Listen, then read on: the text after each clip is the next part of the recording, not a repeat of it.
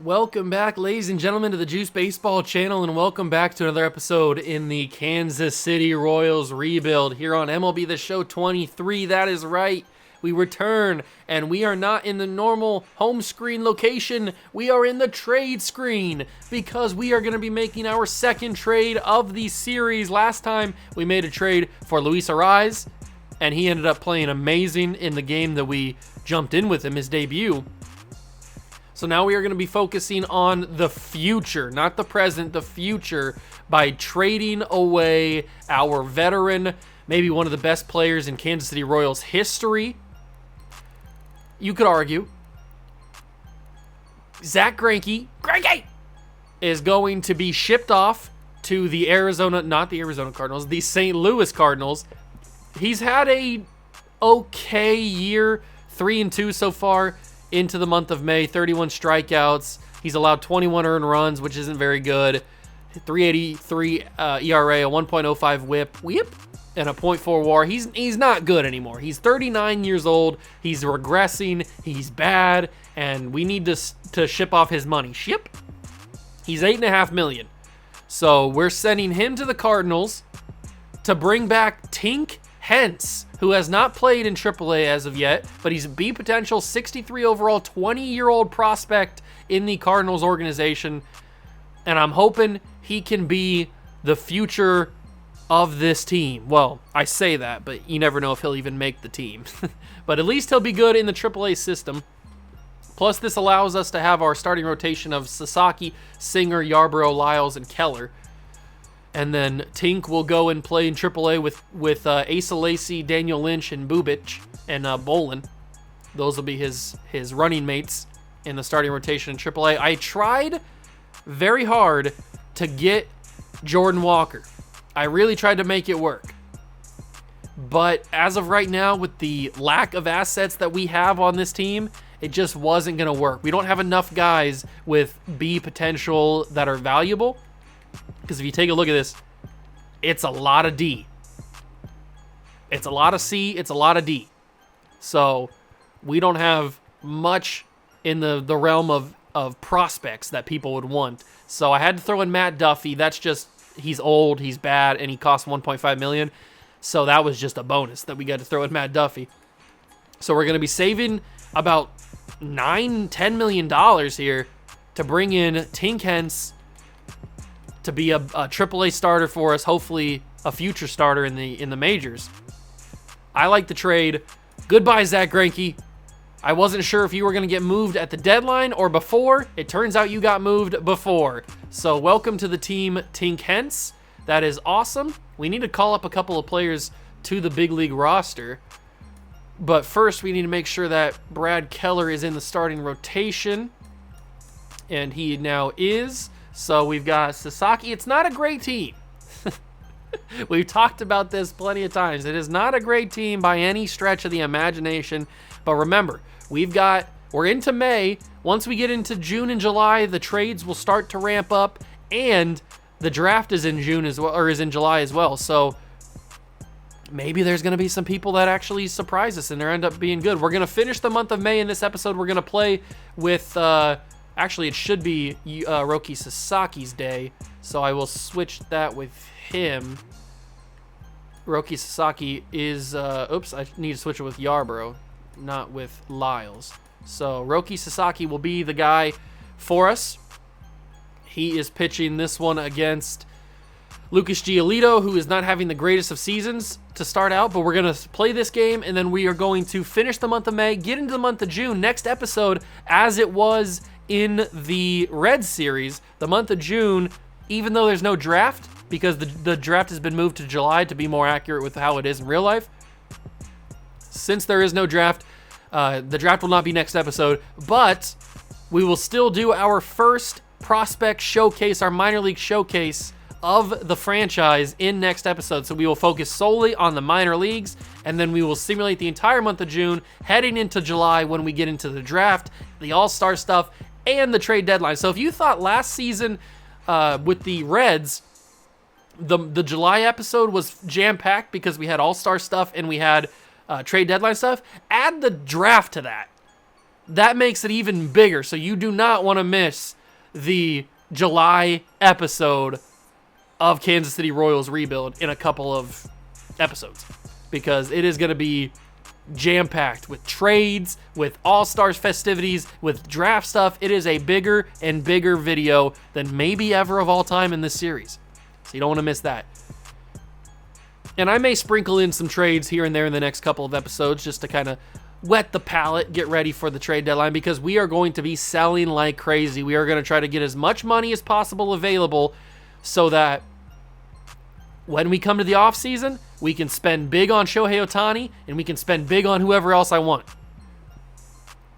Preferably, the only big contract that we'll have at the end of the season before the offseason is Salvador Perez, because we could ship out Jordan Lyles or 100% shipping out Hunter Dozier, and then Luis Arraez will be the second highest contract, unless we obviously trade for somebody that has a bigger contract than $6.1 million, but who knows? We'll see how it goes.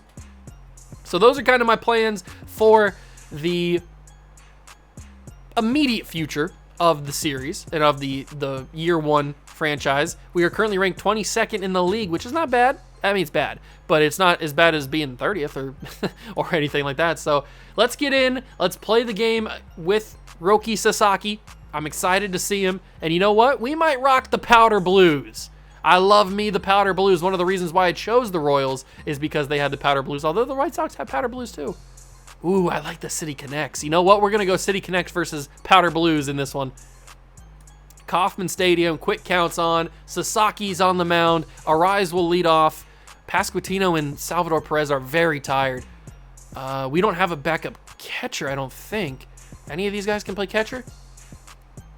I don't think anybody can play catcher. Salvi's going to have to go in this game. Oh, MJ can, of course. I forgot MJ could. So we're going to switch MJ to catcher, and then we're going to take out Salvi and bring in Kyle Isbell. I guess he'll play right field for us today. And Pasquantino. Can Samad Taylor play first? He can't. Massey can play second and third. Somebody's got to be able to play first, right?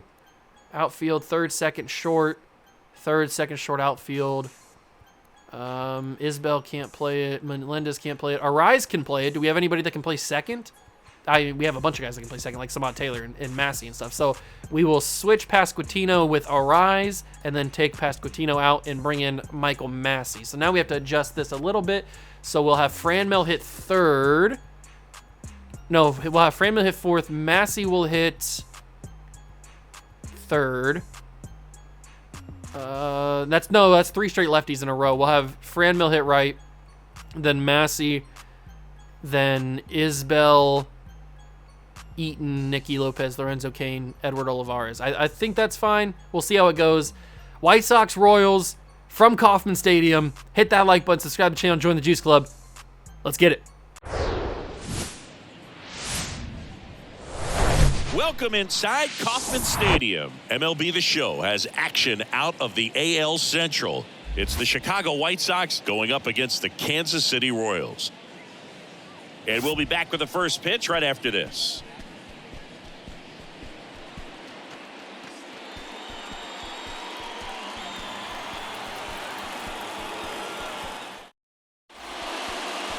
So just about set now. And towing the slab in this one, Roki Sasaki. Allowed 10 hits in his last start, and I know they're concerned about his mechanics. Maybe he's giving something away to the other side. Made some adjustments in between starts. Look for him to have a good one today. Okay, all set to go. Andrew Benintendi. Here we go, ladies and gentlemen. Roki Sasaki, his on-camera debut for the Kansas City Royals, and his first out is against Andrew Benintendi, hitting that ball to third base.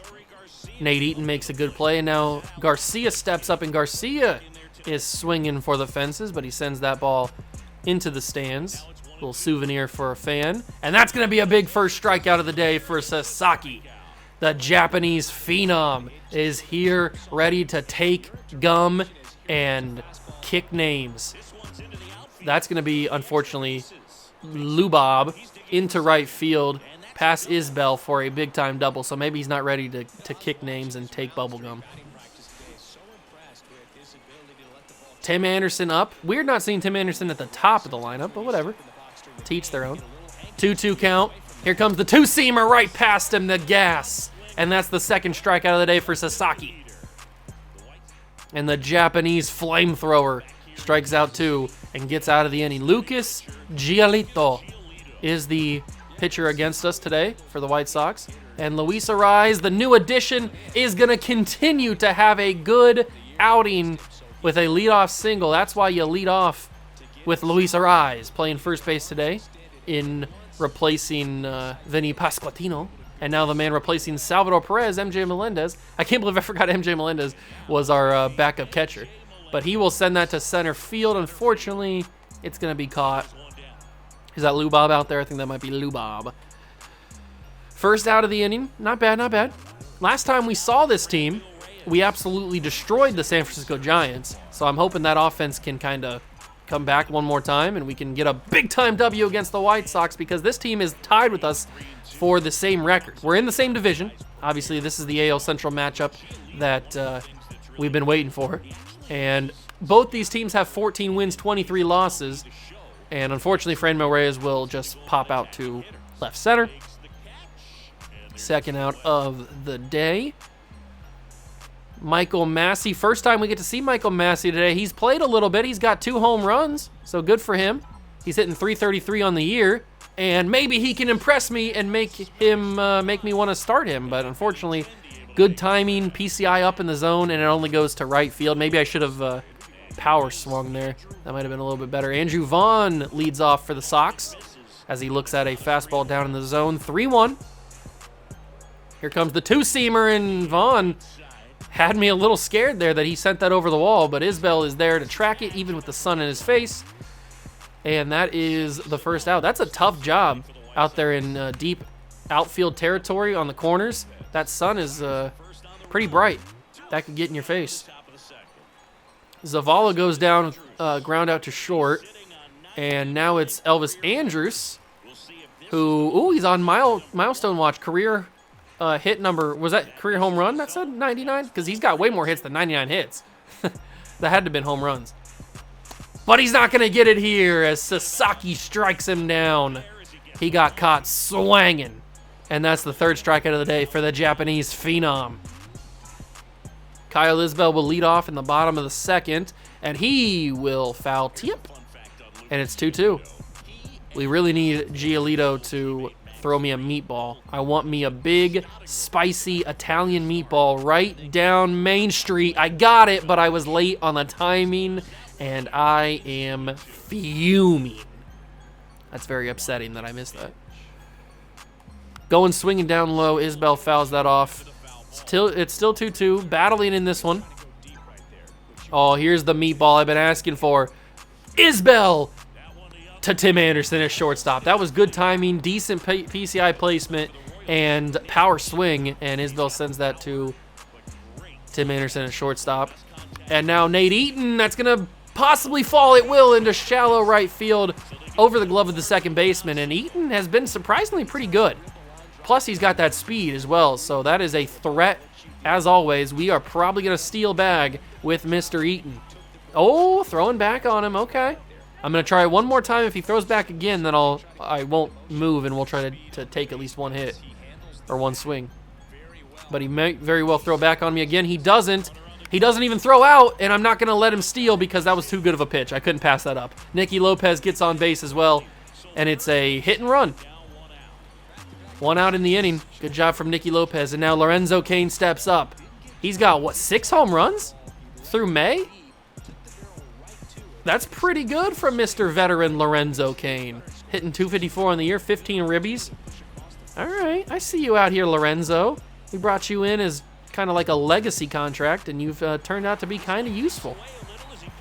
You're probably only going to be the starter for one season, this first initial season, until we make some big moves either at the trade deadline or at the off-season mark in free agency. But for now, you've been pretty useful as I strike out completely with you. That's unfortunate. And now it's Edward Olivares. Okay, let's get this. He's hitting .302, so he's having a pretty good year. I'm swinging to this. I'm certainly swinging at that. I probably shouldn't have. Although that's good timing, good PCI placement. That was a good hit. It's just unfortunate the way that it went. All right, top of the third. Ooh, Moncada sends that to shallow left into foul territory. Olivares couldn't make the play, but he was close. Here comes the splitter. He got him. He went. Got him. That's strike 3. The Japanese Phenom, Roki Sasaki, with another strikeout. Brian Ramos. Oh, that's who's playing second base. Okay. Brian Ramos playing second base for the Sox. The Sakis. And that's going to be a little dribbler to third base. Eaton fields it, throws it to Arise at first. 2 down. Andrew Benintendi, the leadoff man originally, but he's back up here to hit third. And Michael Massey fields that at second easily, and that is a 1, 2, 3 third. We go bottom 3, and Arise steps back up. He is 1 for 1. He's hitting 287 on the year. I'd like that number to be a little bit higher, especially for a guy as talented as Arise, but that's 2 for 2 for Luis Arise. He's starting hot, baby. I love it. I'm so happy we made a trade for him. The defending winner of the batting title in the American League last year made his move to the Marlins. I think he got traded there in the offseason from the Twins to the Marlins. And so now he gets back to the American League, where he hopefully will start to cook. Do I send Arise to third? No. Lou Bob's got too good of an arm. We're not going to send him. Although it was off target, he might have made it. But MJ Melendez gets on base as well, so that's 2 on and nobody out for the Franimal. 11 home runs, 30 RBIs, and he's hitting 299. He was hitting 300, but I lowered the average after he got 0 for 1. He was hitting over 300 to start the day. Come on, Franimal. I need you to hit a home run here. Good take. Or I guess just hit anything in the gap. Anything in the gap probably scores Arise. It probably doesn't score Melendez. It'd have to be deep in the gap, and that's not going to be anywhere except for a base hit. I'll take it. Bases loaded for what, Michael Massey, I think? Massey's up now with the bases loaded. Good job, Franimal. And now it is Michael Massey, bases loaded. He's got 2 home runs on the year, and he's looking at a 3-1 count. I'd be happy with a walk, but I'm not going to get one. It's going to be past Tim Anderson. That's going to clear at least 2. Michael Massey. Why is he going to second? No, Massey. Oh, no. That's going to be an out. I couldn't send him back because I would have just screwed up everything. So he gets 2 RBIs. He gets his single. Unfortunately, he gets out in the process because I guess he thought that I wanted him to go to second, even though I clearly didn't. But we lead 2-0 thanks to him. So all's good, I guess, as Isbell almost sent that into the foul or into right field. That would have been a pretty good hit. That probably scores Franmil if it's fair. That's going to be a ball. That's ball 2. I love the powder blues, man. The powder blues look so good. And I low-key like these City Connects. These are nice. These are probably one of my favorite City Connects that they brought into the league this year. Or whenever they added them. They look pretty clean. I like the white pinstripes with the... I guess they're not really white. Are they white? I don't know. They don't look necessarily like super white, but I like the pinstripes on the all black with the black pants. Those look really good. And that's going to be an RBI. I'm sending Franmil home, and that's going to be Nate Eaton with an RBI single. He has been playing really good in the past 2 episodes. He continues it. Good job, Mr. Eaton. Plus, he's super fast, so we're going to try to steal again. Remember, last time I tried to steal, it was a hit-and-run opportunity that it turned out to be. So hopefully that doesn't happen again because I want him to get a base, and that's going to be a steal, and that's too fast. He's too blazing. 420. Speed. 31 total pitches this inning for Lucas Giolito. He's up to 71 on the game, and he's only pitched 2 2/3, or 2 1/3. Yeah, 2 2/3. And now he's finished the game, or finished the inning. But we have a 3-0 lead as we go top 4. I'd say that's pretty good for the Japanese Phenom, Roki Sasaki. And he sends that ball past Lopez at short. Couldn't make the play. And that is a leadoff single for Garcia. Now Lubov steps up. 1-1 count to him. He looks at a fastball down in the zone. 2-1. We'll go with the 2-seamer. And that's going to be way out in front of that. What are you doing? Super out in front of it. We'll go splitter, see if we can get him looking. He hits it. Foul territory. We'll go slider. Slider's the strikeout pitch. got him way out in front of it again. He was sitting super fastball. He was sitting like 200-mile-an-hour fastball there.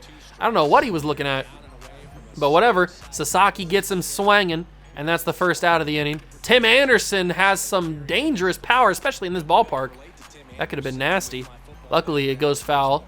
We'll go slider. He chased it. Oh, oh, oh.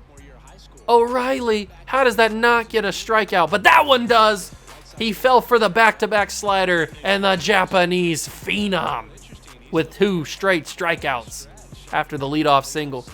3-1 to Vaughn. Vaughn will foul that off to make it 3-2. It is full for Andrew Vaughn. Here comes the slider. It got back-to-back-to-back. Knock him down. Sasaki is here. Great job by Roki Sasaki to get out of that inning with a dangerous first hitter. And now Lorenzo Cain has an opportunity to get on base, and he will. That drops in front of Luis Robert in center field, and that is a leadoff single for Lorenzo Cain. And now Edward Olivares is at the plate. Come on, Edward. I need another single here or something. Keep the inning alive. Great play at third base by Moncada. Fantastic play. And now it's Luis Arraez. He is 2 for 2. He's looking at a 3-2 count. The count is full to Arraez. And he probably should have had a single with that, but I was a little bit early. Actually, it says very early. I was very early on that. Giolito's getting into some trouble here. He's got low stamina. Bottom 4. I hate my life. Kill me now.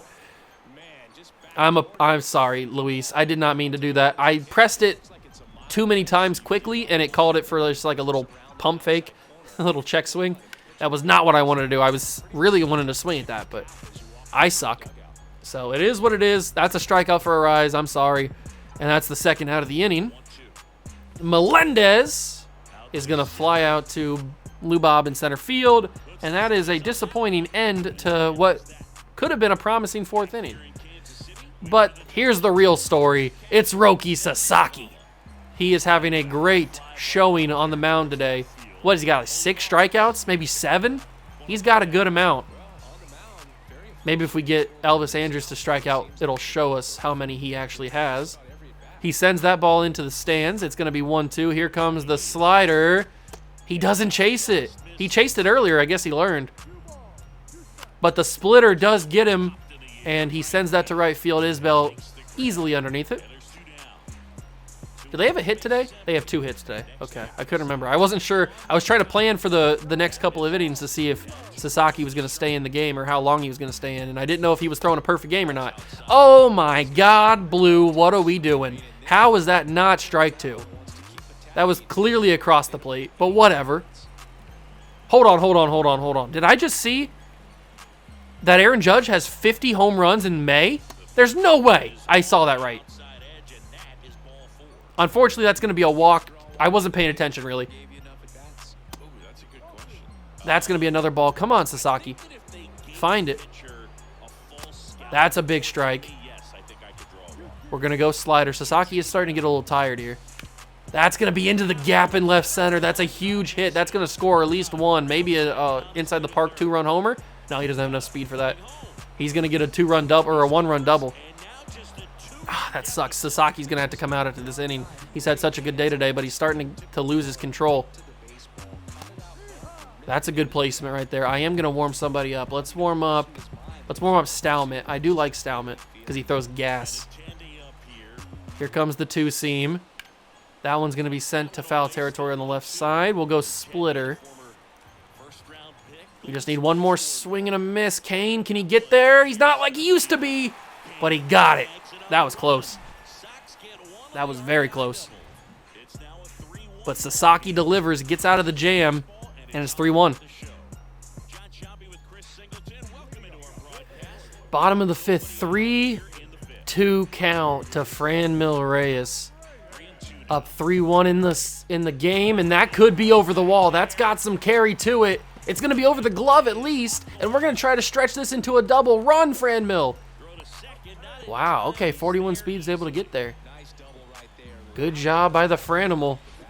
And that is a leadoff single. Michael Massey's done pretty well today. We'll see if we can give him an RBI to go along with his good day. They call that a strike. His last game he went 4 for 4 with 2 home runs, so he's pretty good. His only 2 home runs of the season, actually. And that one's going to be into the glove of Tim Anderson, so we will get back to second base pretty quickly. Kind of off the bottom of the bat there, not really much on it. Kind of got jammed. Kyle Isbell steps to the plate, and Kyle Isbell will send that to left field. That might get down. Nope, too fast by the left fielder. I thought maybe that was a little blooper. Bloop. Garcia makes the play, and now Nate Eaton's up, who's had a really good day today. 2 for 2. Come on, Nate. You're super fast. You're a good hitter. That could drop. It will not. It'll drop into the glove of Garcia. End of the 5th. We go top 6 with the Japanese phenom, Roki Sasaki, and the umpire behind the plate is not giving me any calls today. That's like the 3rd or 4th ball that I've placed on the strike zone that has been called for a ball. But it's okay because he flies out to right field. Isbell gets it, and Lou Bob sends that to center field. Lorenzo Cain makes the play. That's 2 quick outs. And Sasaki, I'm having a feeling, is going to be done after this inning. He had a really good recovery inning this one instead of last inning. The top of the 5th was kind of rough. We were kind of getting shaky there. But that's a really good bounce-back inning for Sasaki, and I think he's going to be done after 6 strong innings. Only allowing 1 run, struck out maybe 6 or 7 for sure. And that's going to be Nicky Lopez into the right field gap, and we are going to second base. Big-time leadoff double by Lopez.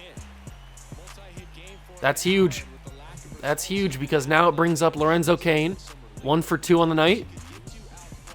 Can we get an RBI for Lorenzo? Yes, we can. That's going to fall in left center, and that's going to be an easy RBI single for Lorenzo Cain. 4-1 Royals lead. I'm liking that we're playing a little bit better these past couple of episodes than we played on opening day. On opening day, we got absolutely cooked. So it's nice that we're playing better all around. We're pitching better, and we're hitting a lot better now that we've kind of moved into a little bit more. So we destroyed the Giants, and now we're playing really well against the White Sox. So I'm happy about that. 2 for 3 for Arise. He should be 3 for 3, but I screwed it up, and now I screwed up even more because that's going to be a double play. It moves the runner to third, but it doesn't really matter at this point. Man, Luis Arise, I'm sorry. I've kind of screwed you. I'm trying to get your averages up crazy, but that's not going to help it. MJ Melendez will just fly out to second base to end the inning. That's a can of corn, and that is the end of the 6th. All right, do we bring in Stalmet now? I think that doesn't look anything like Lorenzo Cain. I just realized that.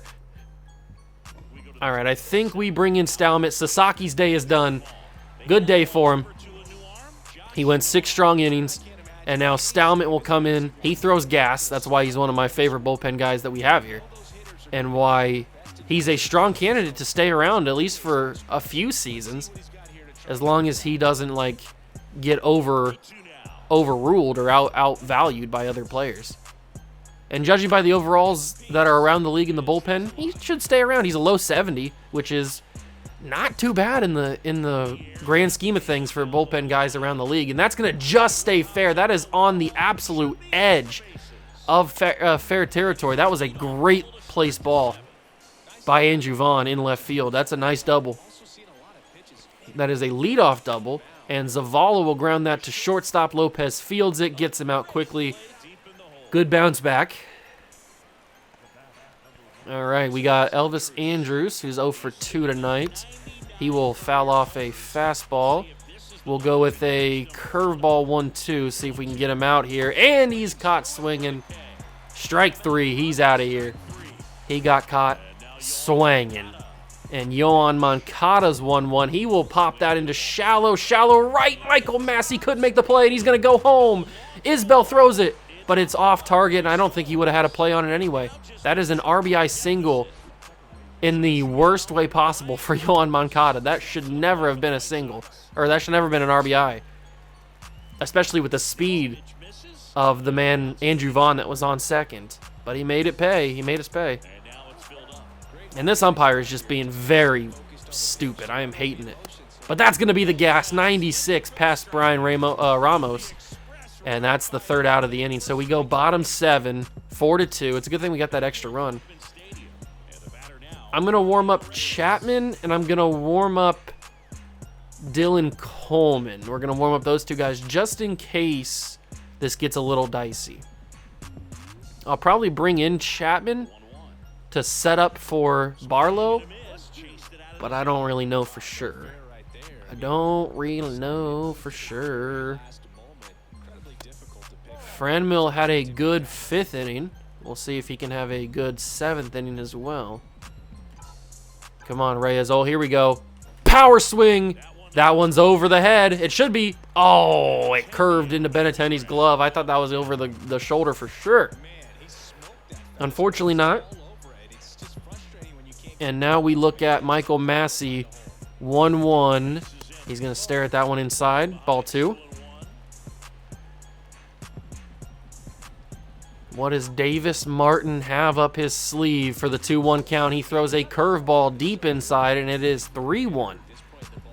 Very, very enticing hitters count here for Michael Massey, who's got 2 home runs, and he hits that into shallow right center for Lou Bob. Okay, not great. Not great at all. That's okay because we've got the ever so reliable Kyle Isbell, who's going to get a nice pitch to hit, but a horrible swing, and that is the end of the 7th. Royals go down quietly, and we will take out Stalmant and bring in Aroldis Chapman to set up the save for Barlow in the 9th, and that's going to be a swing to second base. Massey fields it, first out of the inning. It's a good job. I appreciate that. Garcia steps up, and Garcia will foul tip. And that's 1-2. Where do we go? We go slider inside. He's going to get all caught up on this one. Oh, he thought about it. He thought about it. All right, we're throwing heat. We're throwing heat up in the zone. He tips, and it goes foul. We'll go fastball here. He fouls off the 2-seamer. All right, all we haven't thrown yet is the splitter. And that's called strike 3. I'm not mad at it, but I'm just confused by it. Out of all the calls that could have been made today, that one's the one that's called strike 3. Whatever. At least it's an out. And now we've got Chapman throwing the slider to Lou Bob. 1-2. Oh, he just got a piece of it. Just got a piece of it. There's no business hitting that. He thought about swinging at the splitter. Doesn't end up doing it. It's ball 2. Here comes the 4-seam, and that's way off the plate. We'll go with the splitter. Full count to Lou Bob. He makes contact with the splitter, but it is early. He was early on the timing. Very early on the timing. Here comes the slider. He makes contact, sends it to shortstop. Lopez fields it, throws it to first. Inning over. Half inning over. Nate Eaton, Nicky Lopez, Lorenzo Cain due up for the Royals. They bring in Jose Ruiz. Okay. And now we got to warm up Scott Barlow to make sure that he's ready to go for the save. Unless we've also got Dylan Coleman still ready to go in case we get out of a save situation where we score more runs than we need to.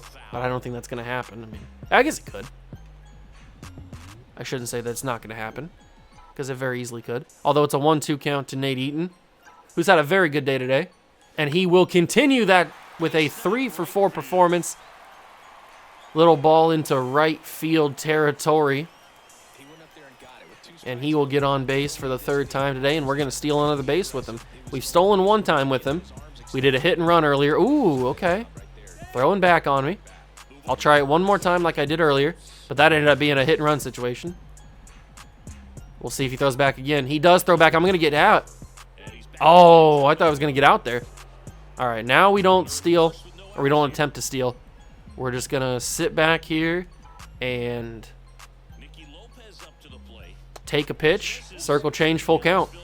Now I'm in a weird spot. Do we try to steal on a full count, risking a strikeout, or do we sit back? I think we're going to sit back and take the walk. I'll have it, whatever.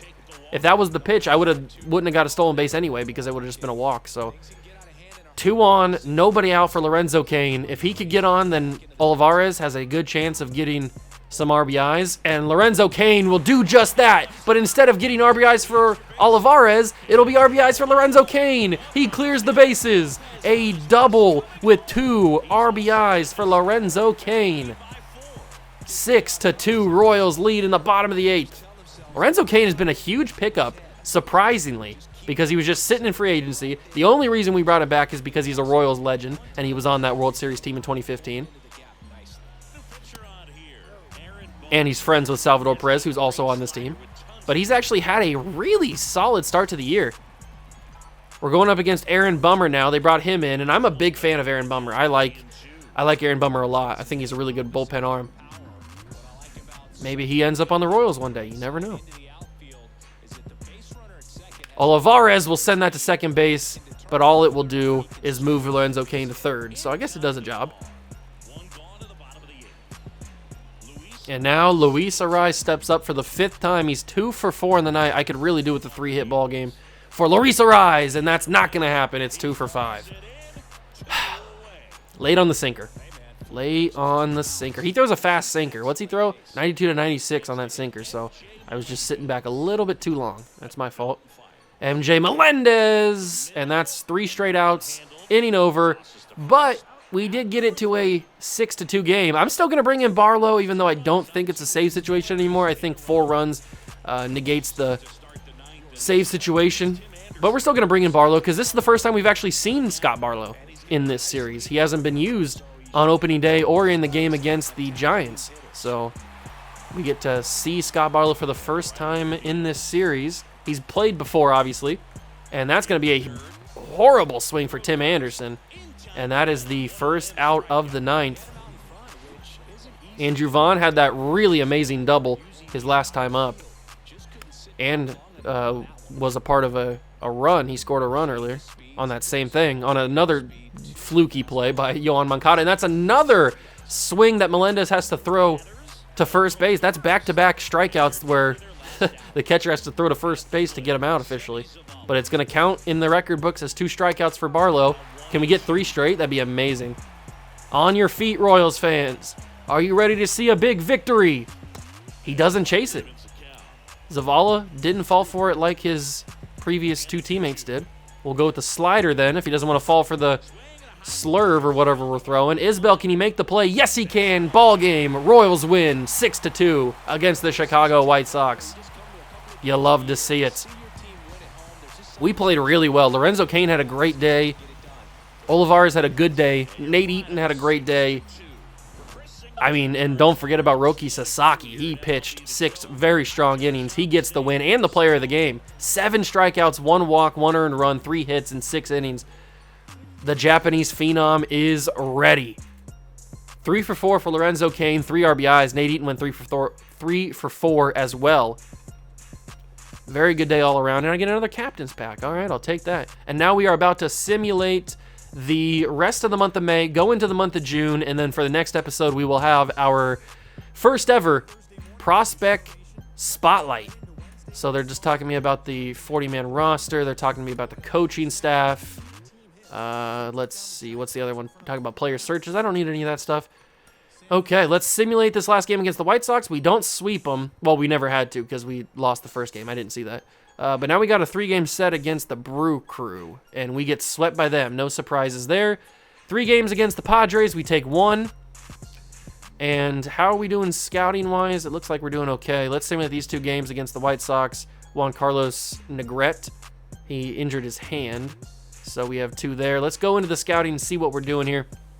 So we've got Caden Sims almost finished scouting. He doesn't look that great, so we're going to stop actually on him. Change the prospect.